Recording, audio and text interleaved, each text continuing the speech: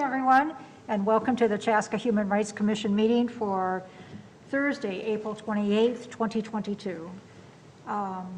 Elise, could you please do the roll call for us? Commissioner Kamen, Commissioner Fillmore, Here. Commissioner Hubbard, Commissioner Welvert, Commissioner Haga, here. Commissioner White, present. Commissioner Sandison, Commissioner Zayat, Present. Chair Carlson. Present. Thank you, Elise. Although we have several members that are out due to illness, we do have a proper quorum, and so we will continue with the business that's before us this evening. There's been an agenda that's been distributed. If there's no problems with the agenda, may I have a motion to approve the agenda, or to adopt the agenda, excuse me. So moved. I move. Motion made by Kaylee, seconded by, yes? Yes, Emily. Emily. Any further discussion? If not, all in favor signify by saying aye. Aye. Aye, oppose? Excellent.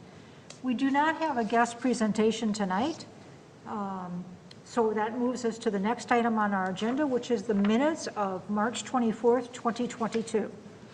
Those two have been distributed to you. Are there any corrections or changes that need to be made?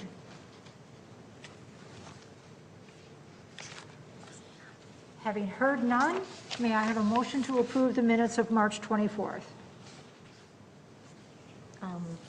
Emily. Thank you. Is there a second? Thank you. Any further discussion? All those in favor signify by saying aye. Aye. Opposed? Ayes carry. The treasurer's report.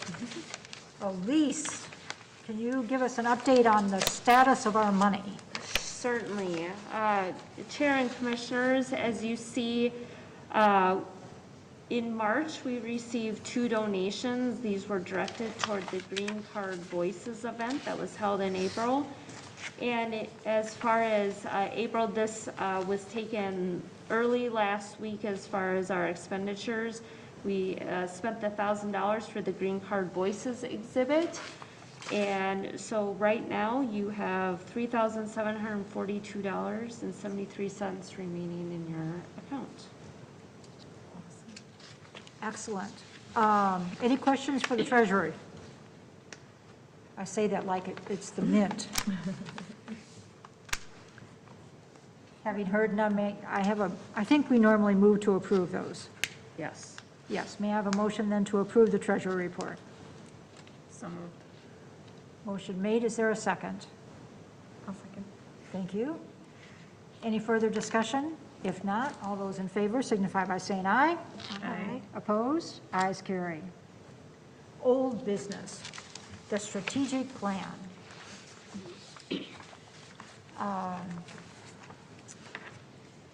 Elise, do you want to take this, or shall I introduce it? Why don't you go ahead and introduce it since you have more history with it? Okay, great. So for those of you who were not on the commission, Kaylee and I participated with the city council representatives and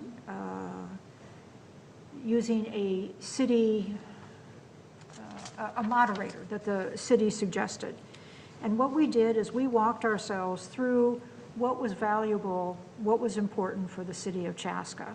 And so as a result of that, we met with and presented to the city council members a strategic plan. And you see that on the front page of Elisa's report, with our goals of being proactively partner and engage with community members and groups, advise staff and council, community engagement and education, and continue the ongoing core efforts. We could also, in the future, revisit these goals and talk about what it is that may have changed and/or take further suggestions from our staff and the city council that appointed us. So I thought it might be helpful for us to just kind of quickly review that plan and see where we are today. I think in the past month's activities, we certainly have engaged and partnered with community members and groups. I think that our programs have been very effective in doing that. Our MLK event also kind of, I don't want to say check that box, but that's one of the ways that we participate with our community. Community engagement and education, I think that's an ongoing effort that we do each month, each time we have a public program.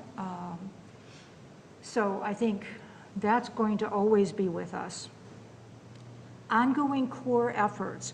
We identified core efforts being the MLK, which is Dr. King's celebration in January, the annual Human Rights Award, which is awarded at that event, but we received nominations for that award during the months of, well, throughout the year.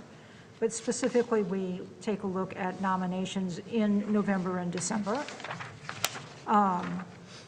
The River City Days booth, because we are a part of the city and we want to be present in a very big way at River City Days. And then other programs that we as a group suggest and develop. And that included, as you know, Green Card Voices this year. Last year we did a successful Pride picnic, and we indicated that we wanted to do that again this year. So I'm thinking that we're doing all of these things. I'm thinking that there may be other things that we could do. I think it's important to remember that we are all volunteers and that we are here. We have partners within the City Parks and Recreation Department. We have a partner with the Chaska Police Department. And we can certainly reach out to other individuals in the community that would like to partner with us. So, any discussion about this? Kaylee, since you participated with this, what are your thoughts? So I actually helped write this, and I'm glad we're revisiting it. I do have a question, and at least I don't expect you to know this, but on page 10, under the introduction, it says it will be approved by the city council and insert date. Can we check and see, like, was this actually approved by the Yes. city council? Yeah, November 16th, 2020. All right, perfect, thank you. I just wanted to make sure that I realized that after I had sent this out. totally okay. Just wanted to make sure that that box had been checked. Yeah, I mean, I think this is a good thing to the whole purpose was to periodically revisit it and refresh it. I certainly think much of this is still very much timely and in place. I certainly think when you look at the advisement, the partnership, we're certainly doing that. Community engagement, education, we're certainly doing that. I think we may want to add some things to our continued ongoing core efforts, because I think we're starting to build upon our portfolio of things that we want to be a part of. It's a small group here tonight, but I think it might be nice for us, we're midway through 2022 already, but to do some refreshing and come up with perhaps some additions to it to be proposed moving forward into 2022. We've got more budget now, thanks to your leadership. I think we have more opportunities to make impact, and we're starting to make more connections. We've got Commissioner Hubbard on the community center. Certainly, school district and partnerships are present formally and informally. And there's lots of community groups that I feel like we're starting to plug into. So I was looking at this this week. I was actually pleasantly surprised for as much as I haven't looked back at this document. But I think the strategic plan itself needs some refreshing. And one of the things that I know that we talked about a lot was reviewing the ordinance. And then we never did get to that in terms of looking at the purpose and the duties of the commission. So I think that might be another, if we decide that this is worth sort of refreshing and coming up with any proposed changes, that might be something that we would want to bring forward as well, especially if we're looking to get the council's blessing on a 2022-23 plan. Good feedback, thanks.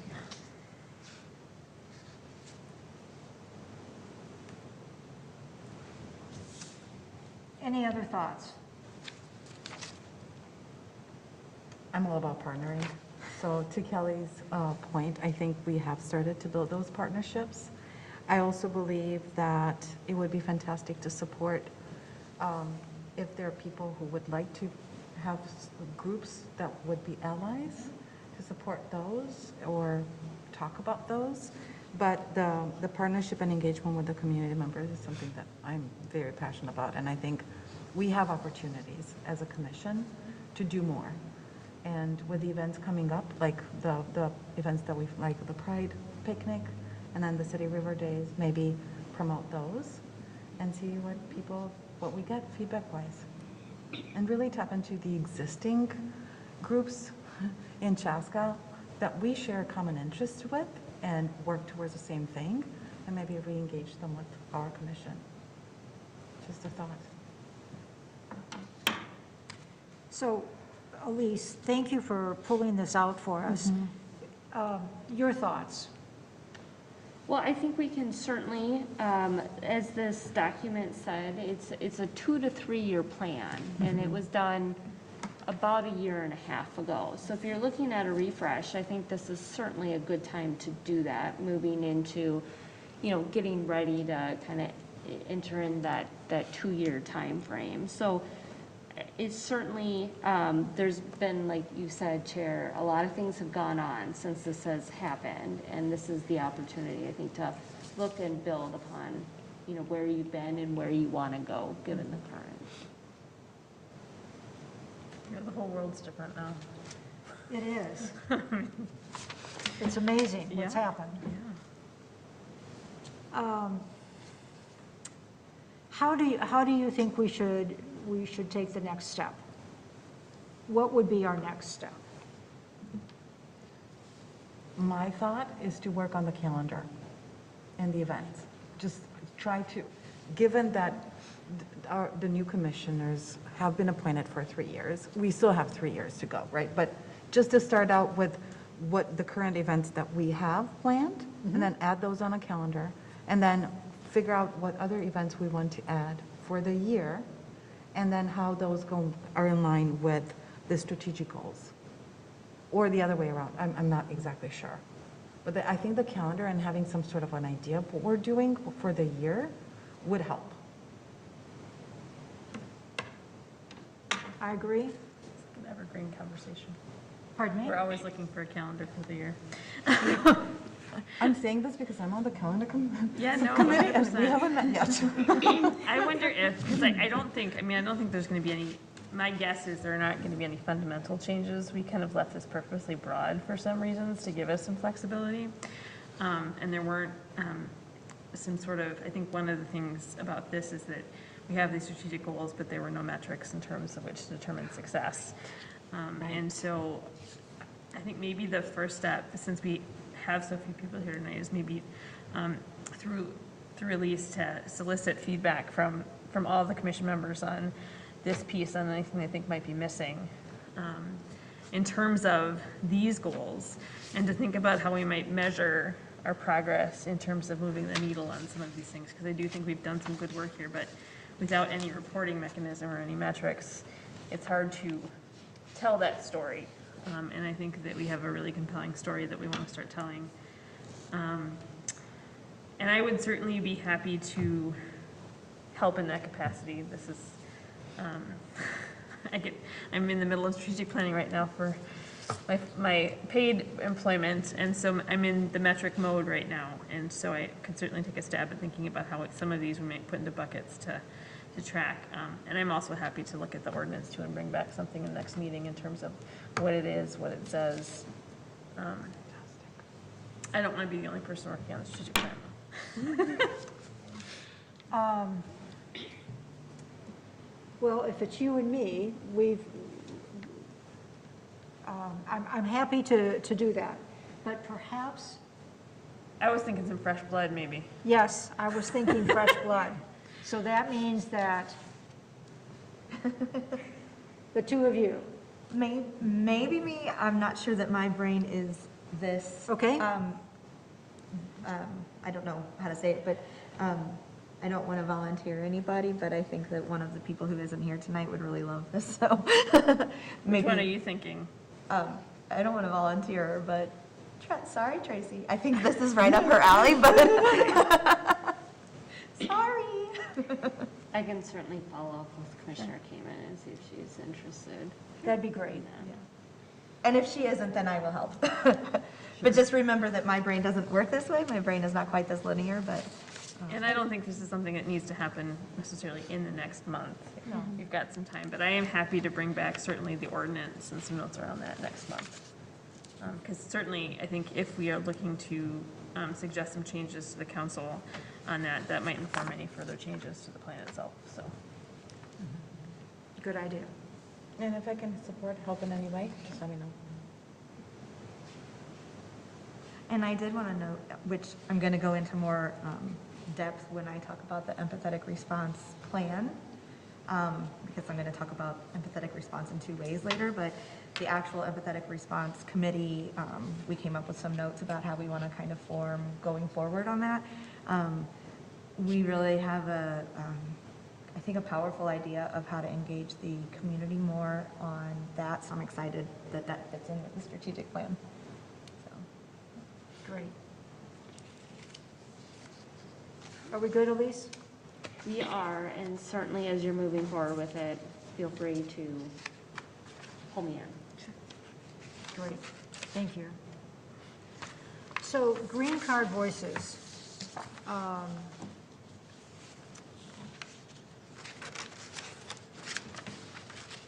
There are some exciting things to report about green card voices. And without a matrix, I want to say, I may be biased, but I thought the Green Card Voices, Chaska Celebrates Immigrants, your Immigrant Voices was terrific. And I think that for a first opportunity for us to step into this conversation in Chaska, I thought was excellent. I agree. So with that said, and again, with no matrix, I think that there's things that we can take a look at if we choose to do this kind of event next year. And as always, after an event, I kind of suggest that we do what I call an after-action report.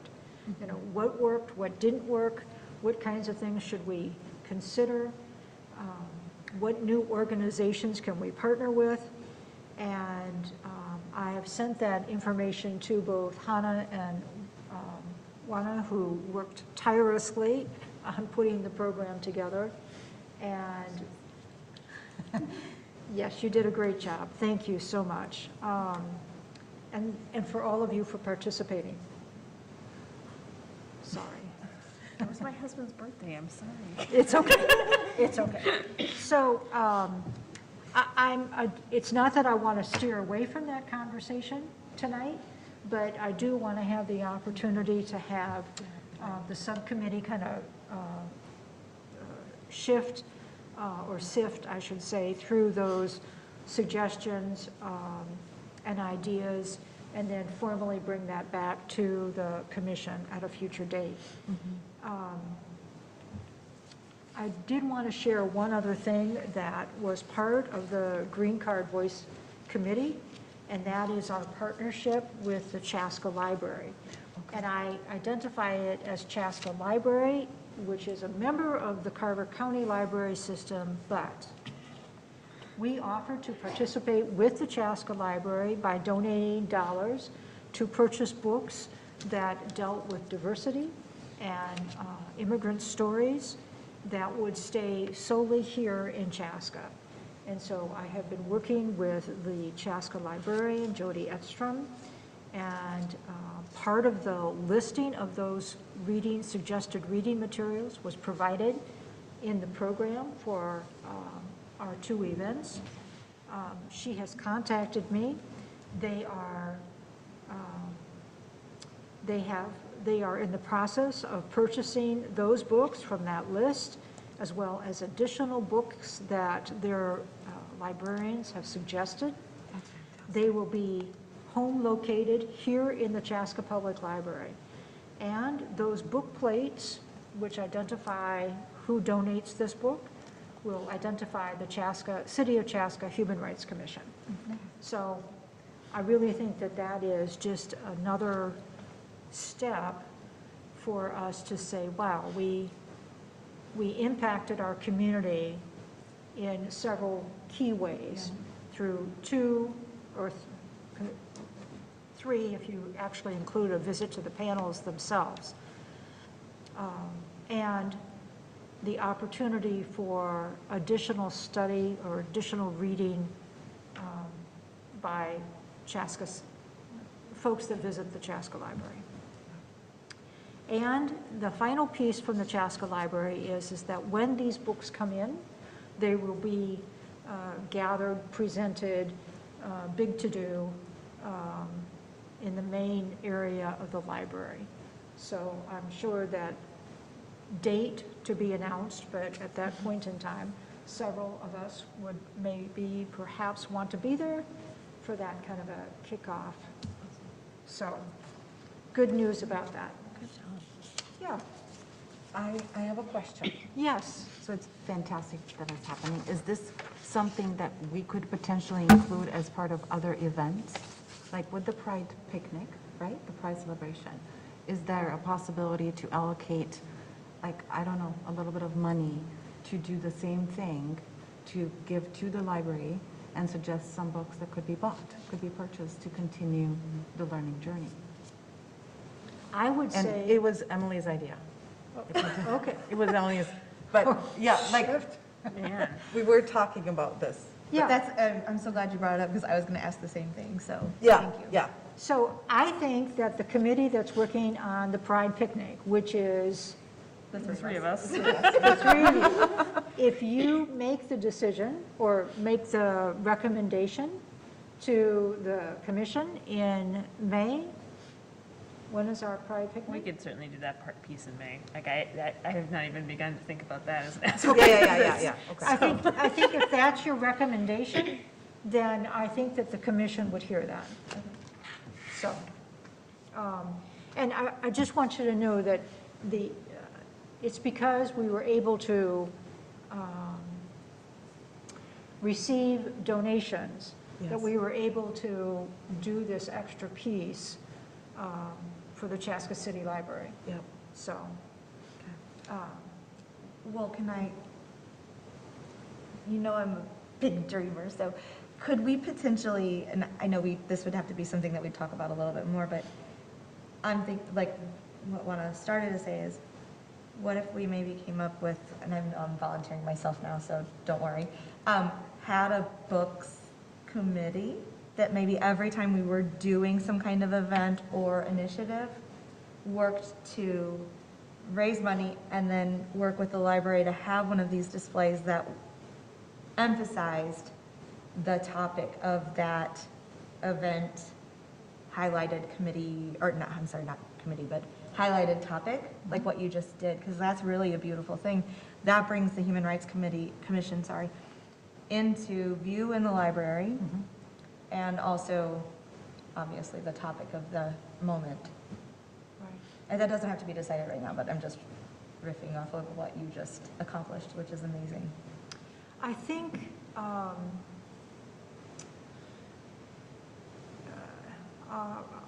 think Elise and Kaylee, help me as we think through the strategic processing. Is this something that we might want to add into that? So we already know about the amazing initiative that is happening at the school district level with the diversity in books. I'm Those are sorry. mainly I could not hear you. the diversity in books program that is led, and it's a partnership between Roar and the District 112. And the funding that they got to purchase more books, I think that is a fantastic initiative.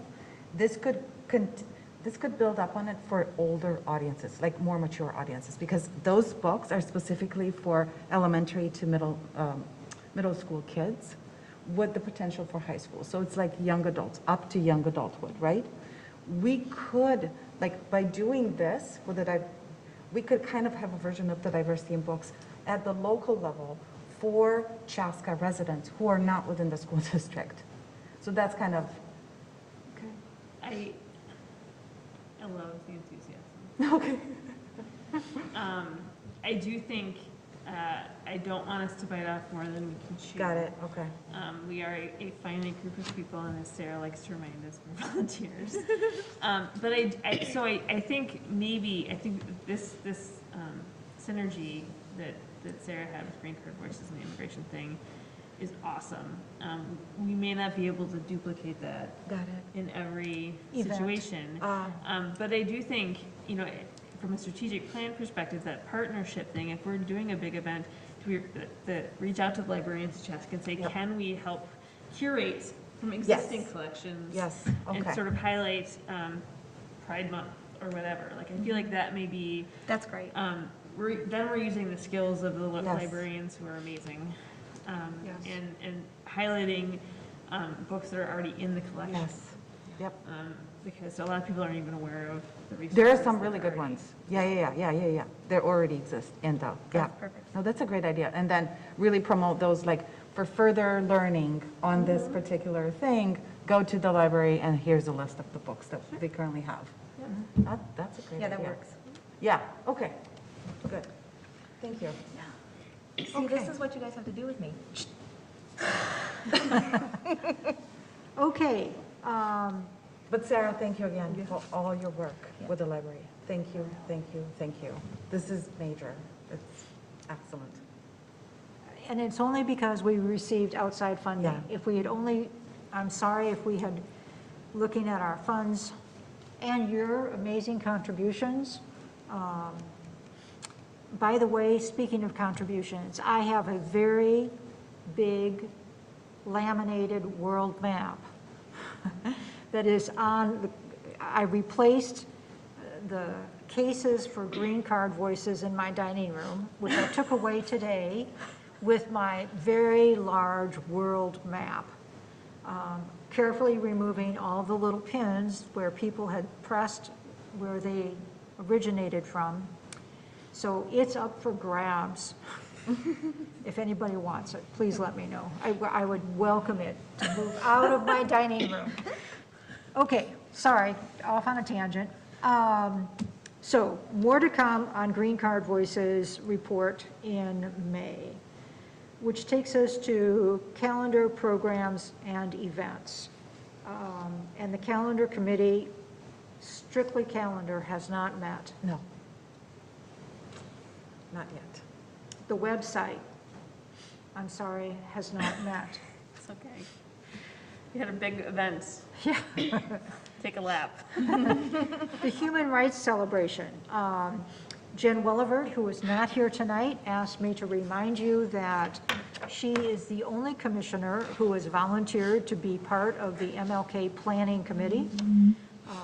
And she hopes that others who may be listening at home, hint, hint, would like to participate with her. And if so, if you'd indicate your interest to Elise, and she'll make sure that Jennifer knows.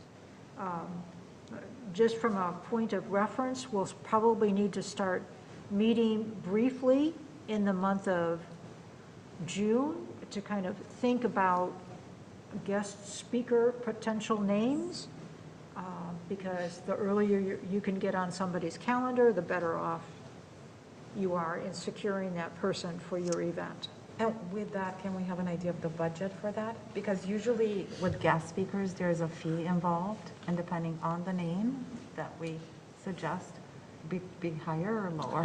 Sarah's laughing. This is also an evergreen conversation.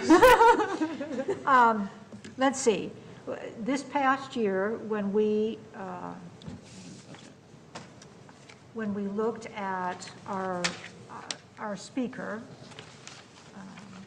Jonathan Palmer, we did vote to give him an honorarium. I can tell you that when we were looking for speakers in the past, we looked for those individuals that would generously donate their time. Okay. However, I realize that things have changed and we may not be as fortunate in the future. And so, yes, I think that there is funding available. Also, the nice thing, the unusual thing about our budget for this year, it really doesn't, you can see what we spent for the human rights event in January. All of those expenses are listed. So, like I said, the honorarium we gave in the amount of $500. So 5, 6, 7, 8, 9. So we spent over $1,000, I think, if my arithmetic is correct. And you can see right now where our balance is at $37.42. So,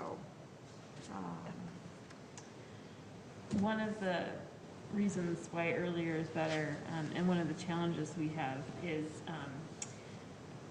Minneapolis and St. Paul both have very big Martin Luther King Yes. celebrations, usually in partnership with like the Minneapolis Foundation, Yes. and like General Mills, and but we have been successful in the past in getting some folks in thanks to connections. I think Dr. Josie Johnson was my favorite, probably. I think so too. Mayor Sales Belson is incredible. I wish we could have had her in person. That was Zoom. That was our Zoom, completely Zoom presentation. But so I think it's starting that networking and figuring out who you know that might know someone.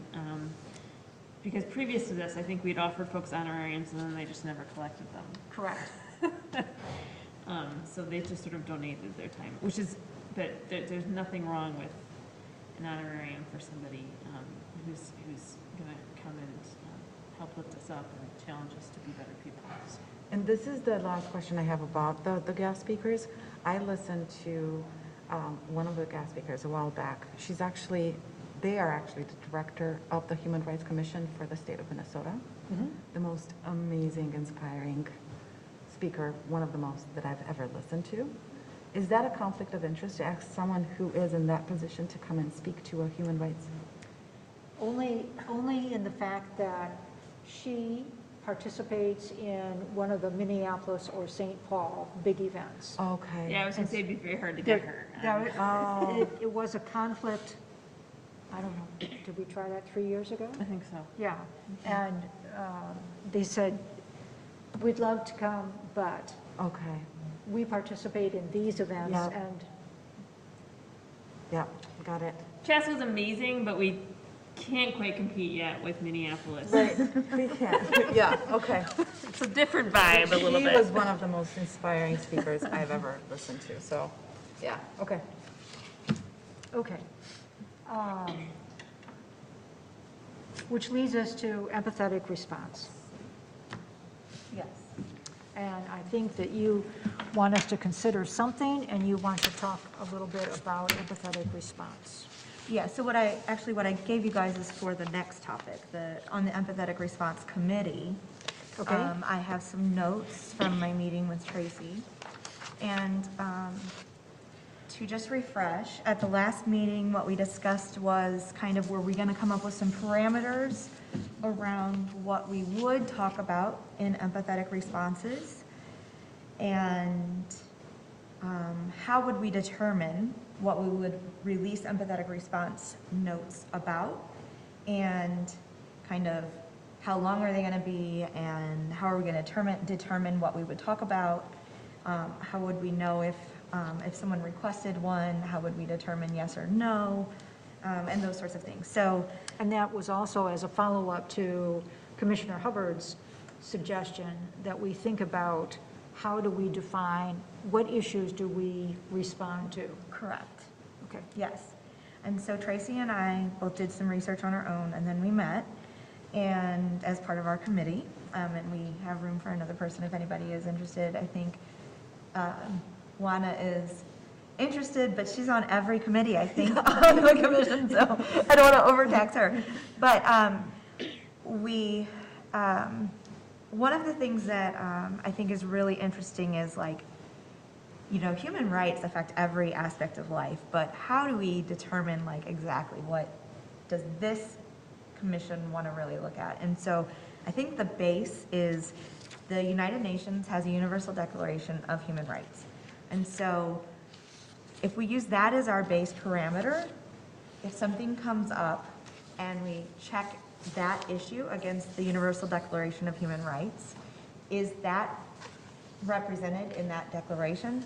I think that could be at least our ground zero, because that way we know, yes, it does qualify as a human right.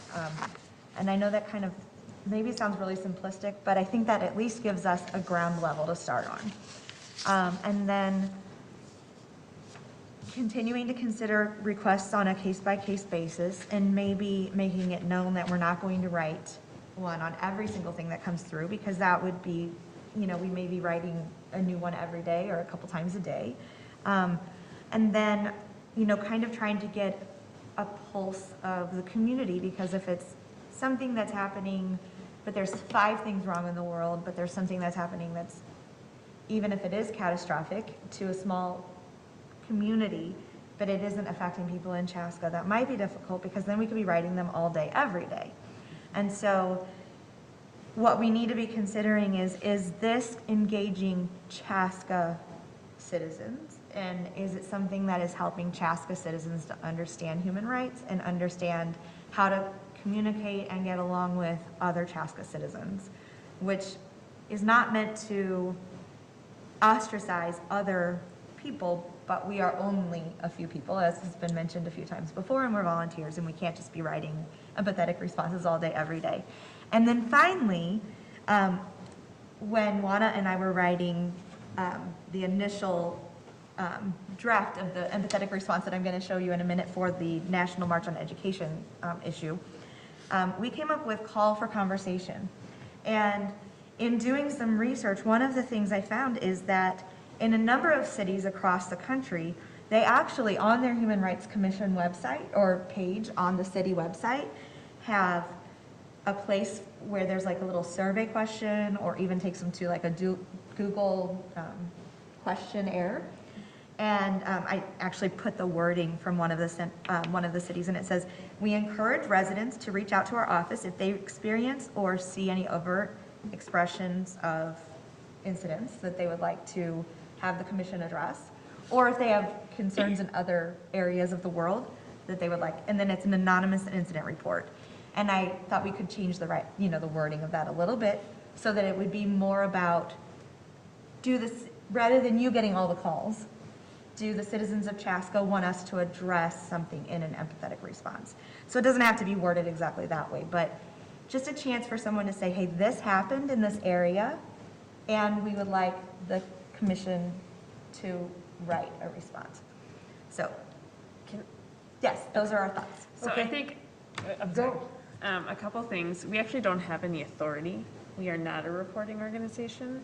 So some cities have empowered commissions to to serve in a different capacity. Like they're actually a board that people come to with complaints. That's not who we are. Okay. And so setting up that kind of a system, I think, puts us in a position where we are hearing things that we're really not the place for those things to go to. Like if somebody has had a human rights violation, there are city places to go to, there's law enforcement places to go to. I just pulled up on my phone ordinance 2.24090, which is our ordinance. And the purpose of the commission is to secure for all citizens through education and prevention equal opportunities for employment, housing, public information, public services, education, fair treatment, and full participation in affairs of the community. The Commission's mission is to proactively partner with government, businesses, educators, and religious organizations to promote a community of harmony and respect for the rights and dignity of all. So I think when we're talking about scope, it's really got to be rooted in that ordinance. I love, the UN is great, but I think when I think about our role, it's really to sort of look at what's happening in our community and how can we call attention to localized issues, and help provide some supports and education to address those issues and be a bridge between people kind of on either side. So that's just my perspective, but I think if we're looking for where to root empathetic response, I think it's got to be in the ordinance that dictates the purpose of the commission. But even in what you just read, that sounds to me like somebody could say to us, I was treated badly. We've talked about that historically, and that's not how we're set up. There are some human rights commissions, like the State Human Rights Commission is where you go with a complaint like that. Yes. Well, I'm not saying to address it like go to the person and talk to them. I'm saying like the empathetic response of, if you, I mean, it's hard to come up with something in the moment, of course, but like, I mean, and based on what you just said, we shouldn't have written the one about Ukraine because you're saying completely localized. Well, we have folks within this community. We have immigrants and refugees from Ukraine that are within our community right now that have come over. So Yeah. I think there is a local relationship. Right, so if someone is having a child that's being bullied, for Mm-hmm. instance, and they want to address the fact that a child with, okay, I'll just make it really personal, so, because that way I'm not like putting, somebody who has a child who has, a physical disability is being bullied. And they say, it would be really great if the Human Rights Commission put out an empathetic response that said, hey, why don't you have more awareness of the fact that not all kids have the same physical abilities. And I'm not saying to address the specific people, but to put an empathetic response out that says, let's put it, let's like, hey, let's all get along better and let's know that not everybody has the same physical abilities. That's not addressing the person specifically, but it's giving a chance for the community to inform us on the type of empathetic responses we give out. And in the strategic plan, it talks specifically about engaging the citizens. Let me find where that one was. Invite community members and groups to the Human Rights Commission meetings to share their stories when the service opportunities. But when I was reading through that, I was thinking, community engagement. It just seems to me that if you're trying to engage the community, a way to engage them is rather than us sitting here and saying, well, there's the war in Ukraine, or, there's the problem of trafficking, or, there's the problem of whatever problem it is. If we're giving it a chance for people to just say, hey, I'm seeing this in the community, and then we issue a community response, we're not saying this person is bad, but we're saying this is a human rights issue. Let's all try to get along. I hear what you're saying, and I also know that, as Kaylee mentioned, we have to stay within the confines of what we are authorized to do. And although I would like to address many things, I don't think that we have the authority to do so. That doesn't mean that we can't come alongside groups that promote advocacy or other advocacy or activities that highlight issues associated with physical disabilities or mental health challenges. In fact, I think that that might be something that we would partner with when organizations come to us and say, we'd like to make a presentation about what it is that we're doing in our community. But I don't believe, and help me, others, and Lise, please chime in. I don't believe that we can have a box or a response system that says, report to the City of Chaska Human Rights Commission violations that you have perceived or that you have encountered. That is not our role. That is the role of the Minnesota office. And maybe I believe- violations is too strong. Okay. Yeah, I mean, I'm just like, This would be more of a suggestion box, Yeah, correct? yeah. It's not about reporting any violations. It's about, well, there's something about, to be said about when you see something, say something, right? But it's not reporting in a formal way. It would be, instead of us having 9 people decide what is a worthy response to provide an empathetic response incident, you would have the whole community engage and say, these are the issues that we see in our community, and this is what would make our city a better place to live. And it is a human right issue, and it would be, we deem it necessary to see an educational response to it. It's raising awareness over a topic, it's not fixing it. That's what you're talking about, right? Yeah. It's not reporting it, it's not making it, bringing any kind of legal stuff against anyone. So I think there's nothing stopping anybody from emailing the Human Rights Commission right now. There's an email on the website. There's Okay. ways for people to reach out. And we are always actively looking for community organizations that want to partner with us, that want to come and make presentations about issues in the community. I think a couple of things. You guys, your enthusiasm is amazing. And your energy is amazing. I think part of my concern too is, as somebody who works as a communicator, that when you don't want to make so much noise that you get lost. Yep. So how can we most effectively leverage our position at this table to shed light on organizations in the community that are doing good work, on people like the GSA at high school, or Latino Voices, Yeah. or different groups, partnering with them, helping to elevate those voices in our community. I think specific issues, it becomes a challenge. If we're continually responding, then we're losing who we are in just responding to things. And I also think the reach is going to be a challenge too, getting space in the Herald, which is what people read, get sort of cutting through those noises. So I guess my thing is I would want us to be really strategic about when we issue empathetic responses. I'm trying to think, prior to you guys, we did racism. Asian hate. Yep, when things were happening literally within the Yeah. community. Those might have been Those were the only two. the only two. And Yeah, then our and then most recent Ukraine, one about Ukraine. which was beautiful. But we do have, at Clover, we have refugees. Yes. Yeah. Um, Oh, yep. So,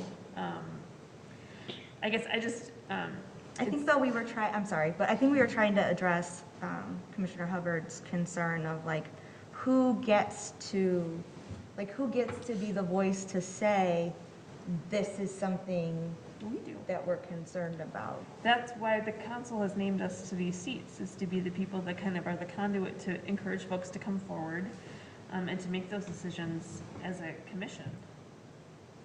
Okay. Madam Chair, can I make a comment? So we do, as you noted, we do have an email on our website. I know that comes to my inbox and probably another person's inbox as well. And so we do get a few of those every year. I was just looking back, we had one about housing discrimination. Well, that's something that we can't, we refer them on to the appropriate person. If something would come out that this commission should take a look at, we'll certainly do that. Just as a suggestion, as we're thinking about it, since we are kind of delving back into this kind of strategic plan and looking at that, maybe this conversation gets rolled into that, or, it's an outcome of the strategic plan update that's done and how you will kind of address that. Because my guess is as you are developing that strategic plan and updating it, it may become clear at that point in time. Just a suggestion. Yeah, and it goes in line with strategic communication, because you made such a great point. You don't want to make too much noise until then you get lost. Well, that's the idea. If we're doing a statement every month, Yeah. and we could, you're absolutely right. Like, we could be making statements left, right, and center, because there's injustices happening everywhere every day, unfortunately. But then you But end how are up, we people not strategic reading them anymore. You know, like, because it's too much. It's information overload. Believe me, I try to figure that out every day. Sienna, what do you think? I don't know.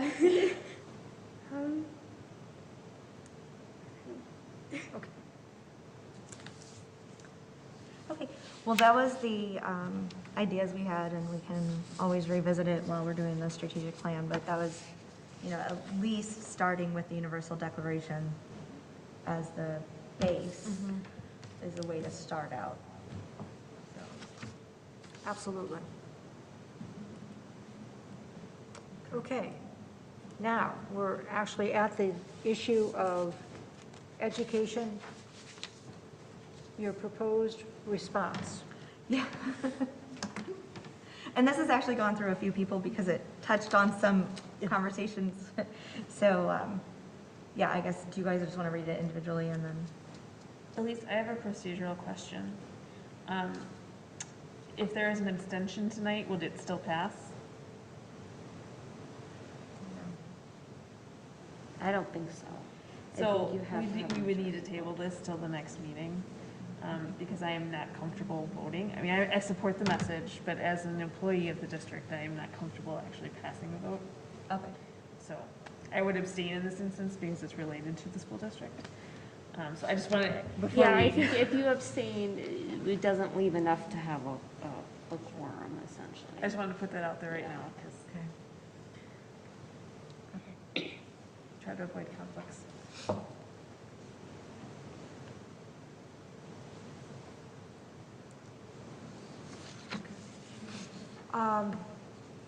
Do you want to share any general thoughts about this? Well, as you guys remember, we were talking about whether we wanted to join the proposed National March for Education that has to do with a number of bills across the country that are limiting free speech. And so instead of doing a march or a panel, we decided to instead look at an empathetic response for education inclusivity. And so a number of people went through it with us, and this is where it is right now, but if we're not going to vote on it, I don't want to go too in-depth with it. So I don't know what to do, because April 30th is the date that it was proposed to go out, because that's the date of the National March. I think it's, I think that it doesn't specifically say this is tied to a particular date. There, certainly the others, other cities, communities will be acknowledging that April 30th date. But I think that considering that we are going to be next talking about our Pride picnic, we could take a look at this language and perhaps include that in a statement that would bring awareness to our Pride community celebration. Yeah, that's fine. This is really well done. I appreciate all the effort. I'm so sorry. I appreciate all the effort you put into it. I'm sorry to sort of put it in neutral I mean, just for there's this. people who are sick and not Just for available as this, well. just for this, but I mean, I think it's, whether it's evolved or we do one in May and then we have something specific to Pride in June would also be fine from my perspective. If you wanted this to be standalone, because I do think it's an important message right now, and I think it would be And I really think it meaningful. should stand alone. This should stand alone. And teacher appreciation is in May? Yeah. So it's kind of Yeah. a nice Okay. alignment there. That may be why they're doing that on April 30th to kind of kick off. Sure, maybe. Yeah. So maybe that's, yeah, that's fine. And then it would be kind of in between, teacher appreciation and the Pride picnic. Yeah. Yeah. And it's not mine. I mean, Well, a No, few no, people but worked it's on it. so- communal. I know. Yeah. But as the representative of the committee here tonight, Well, it was, yeah, a few of us. One I was involved in it. I am super, super supportive of this. So, no, yeah, I don't people- want to, No, I know. Yeah, make did no you wanna mistake, add it has anything nothing on to it? do with Yeah, my yeah. support. I didn't mean to talk for all of us. Do you want to say anything about it? No, I am all in favor of this. today and whenever we vote on it officially as a group. So, yeah. Okay, Great, thank you. thank you. Yeah. Pride celebration. Oh boy, I'm so excited. So, I'm sorry, I'm flipping, I might check her off of agendas. So, we had a great, I met with, last month, met with the Chaska GSA, which are a really awesome group of young kids who make me feel very, very old. I have a high schooler and they still make me feel really old. But super enthusiastic about partnering with us again this year, really excited.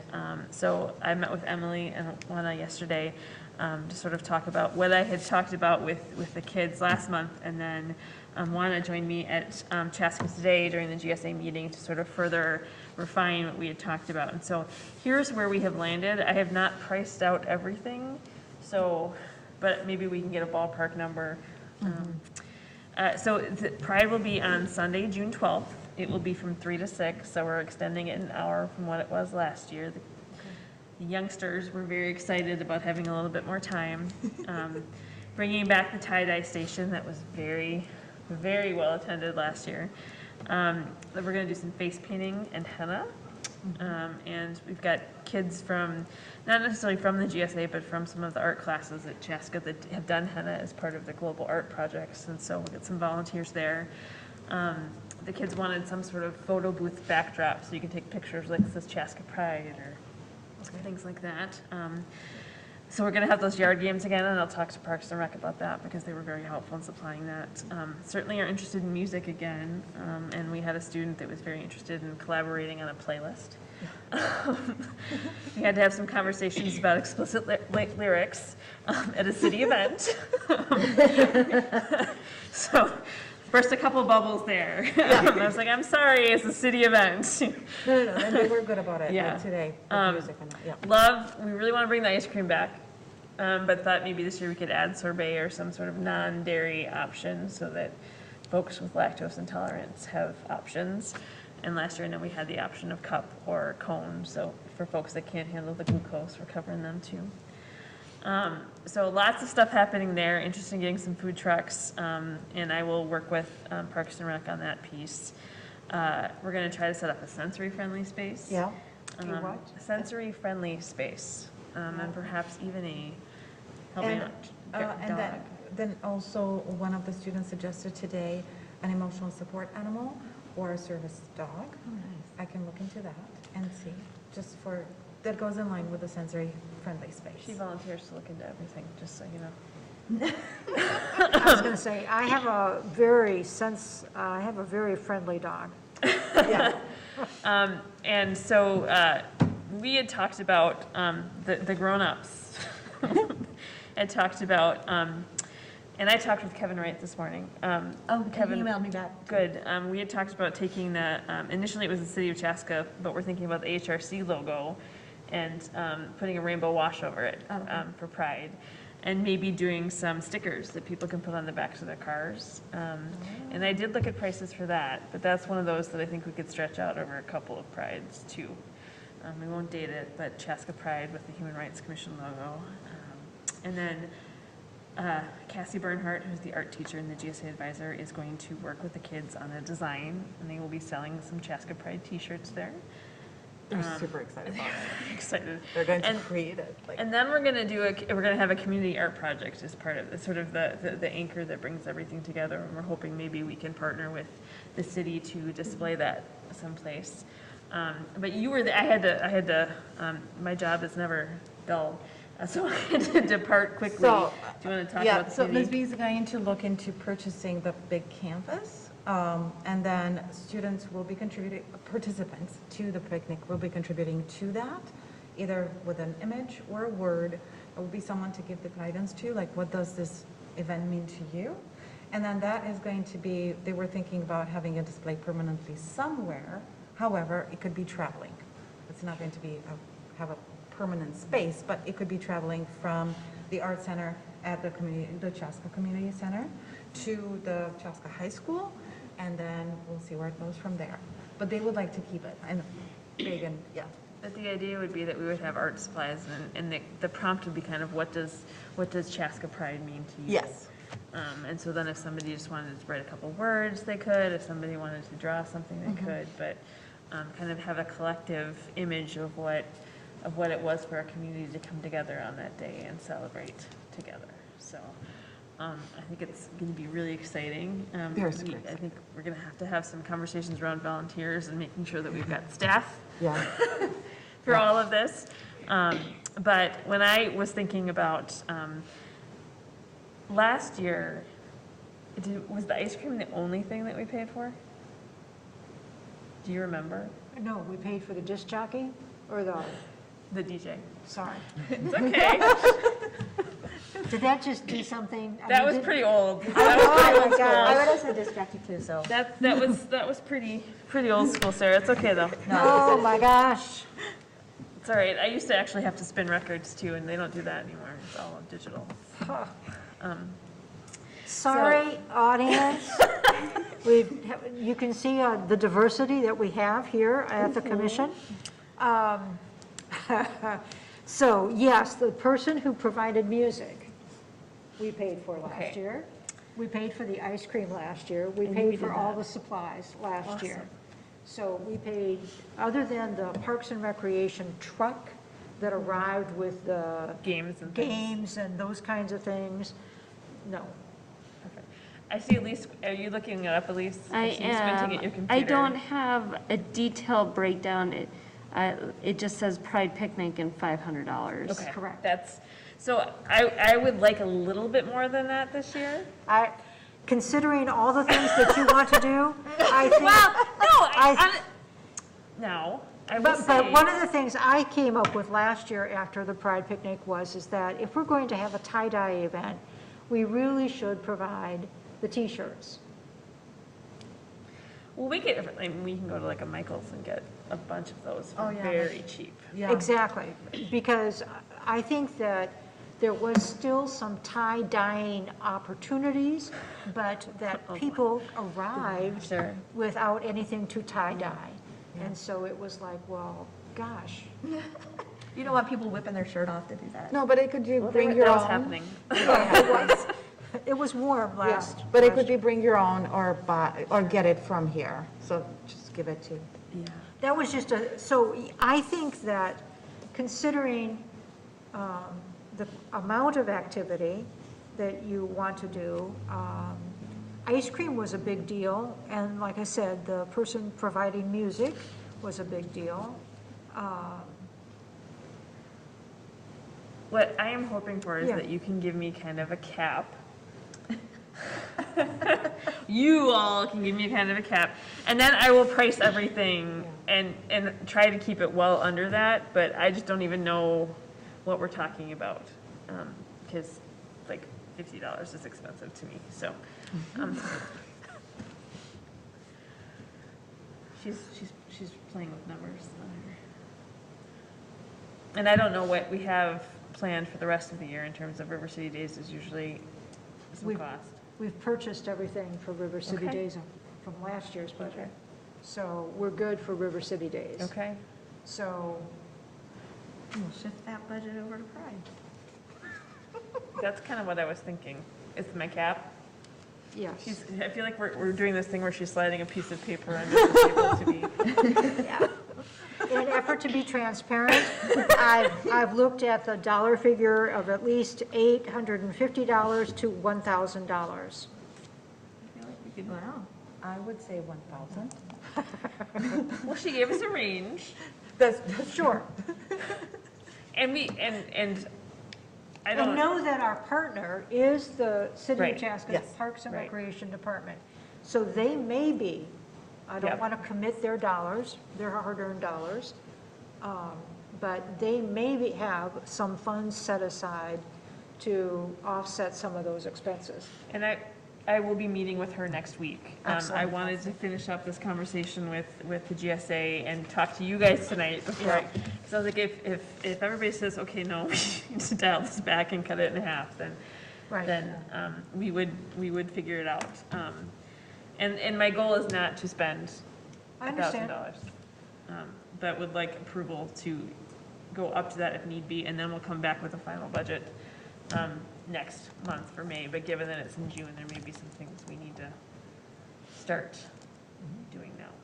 Absolutely. I feel like I was just in one of those movies where they're like, Yeah, that's No. exactly what was happening. I don't know why we're all looking at you. Well, you know, I guess we could initiate a fundraiser for each event that we schedule throughout the year. I think that when we would need to find the appropriate partners to tap. And I would think that this is something that we identified last year as an event that we thought brought real value to our community. And so I think it's fitting that we look at what was successful last year and Build on it. and build it.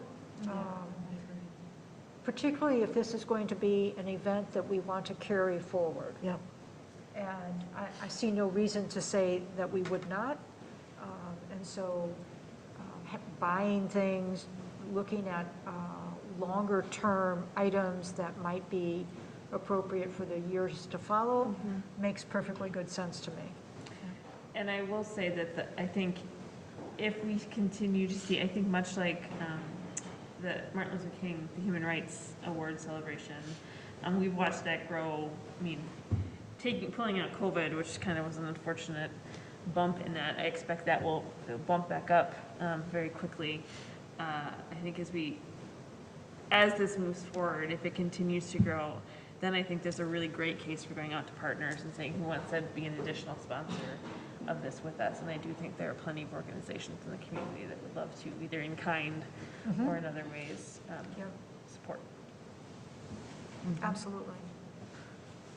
Well, thanks for meeting and working with our partners at the high school. And I'll look forward to hearing more in May. Lise, do we need a motion up to that, do you think? I believe think that we would should. be- Yes. I would like to move that we earmark up to $1,000 to support the Chaska Pride 2022 event. There's been a motion made. Is there a second? Second. A second. Motion made by Kaylee, seconded by Juana to support the Pride Picnic event with up to $1,000 of our budget. Any further discussion? All those in favor signify by saying aye. Aye. Opposed? Ayes carry.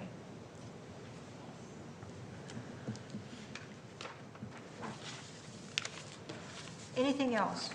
yes. Yes, for Pride. No. Oh, Sorry. okay. We're punchy now. It's okay. We're moving on to River City Days next.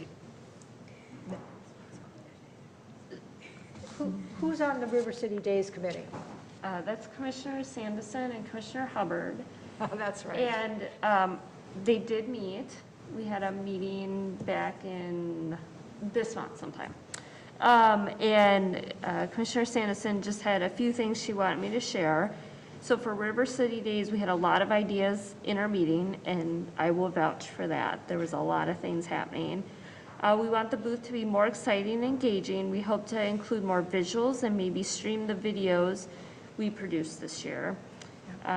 She said she would put in a personal plug for not Smarties, not giving out Smarties. Spoken as the mother of a toddler, I think. Yes.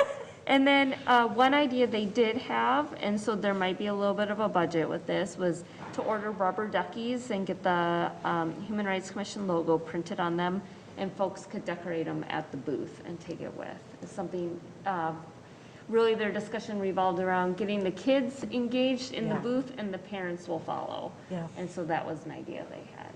So that was just their first meeting, and if you have any feedback for them, they'd love to hear it, and I'm sure they will be getting back together soon. I'm sure that both commissioners are listening um, at this very moment. And and both of them were with me at the booth last year, and we happened to be stationed in between the city giving away light bulbs and St. John's Lutheran Church, where they had stickers, and they had sunglasses, and they had this, and they had that, and there we were in the middle with Smarties. So absolutely, I agree 100%. We need to be an exciting booth. We need to be able to engage with the kids because Smarties didn't do it. And so excellent ideas. Sounds like they're on the right path. All of us will volunteer to be at the River City, except you. Oh, I got one of those. The River City Days event, She and also throw shade with her eyes. She does. Yeah. It's good shade. so, Can we add to that list add to the rubber duckies? I think they're looking for ideas, so if you have ideas. Yeah, you know those Pop-It? My Yeah, daughter loves those. Those Yeah. sensory? Yep, Yeah. the Pop-Its. Those would be fantastic. Then, another thought I had, Want to be careful, it's going to cut into the Pride budget. no, not necessarily, because here's the thing, right? So we're talking about being inclusive and creating those environments, right? If we can have one or two or three had those headsets that are noise canceling headsets, I don't know if the city is going to have any kind of sensory friendly zone, but it can be overstimulating for some kids who do want to participate, but they need some sensory breaks. So we could have those, headsets at our table and say, hey, do you want to enjoy the thing and then come back with them? Maybe, but come back with them. I mean, we just give them away for the event and then they have to bring them back. But those would be things that would definitely engage with more people. We would be engaging with them on a different level. And then potentially have, another thought would be to have like a game, a sort of interactive game that would go through the history of human rights, or that would engage both kids and adults. And they had talked about doing some sort of games and that sort Okay. of thing too. So that had been part of their discussion, and I will take back this idea of sensory and Yeah. and needing breaks and that sort of thing. Yeah, my Those- daughter loves those Pop-It. Those Oh. headphone things, though, they may be a good idea for us to invest in for all of our Yeah. events, just to have, and have them check out, because my daughter wore them until she was like 12 years old at anything that we went to, Yeah. where it was going to be loud, Yeah. because she wouldn't go to them without them. So that might be a really good service for us to provide, and, I mean, we would probably, unless we had some kind of check-in, check-out system, like with a driver's license or something from the adult, we may lose one here and there, but they are really amazing. Yeah. That's a really good idea, Luna. And I've seen events being very successful for kids who would not be part of those events otherwise because of that. So, yeah. We'll get that.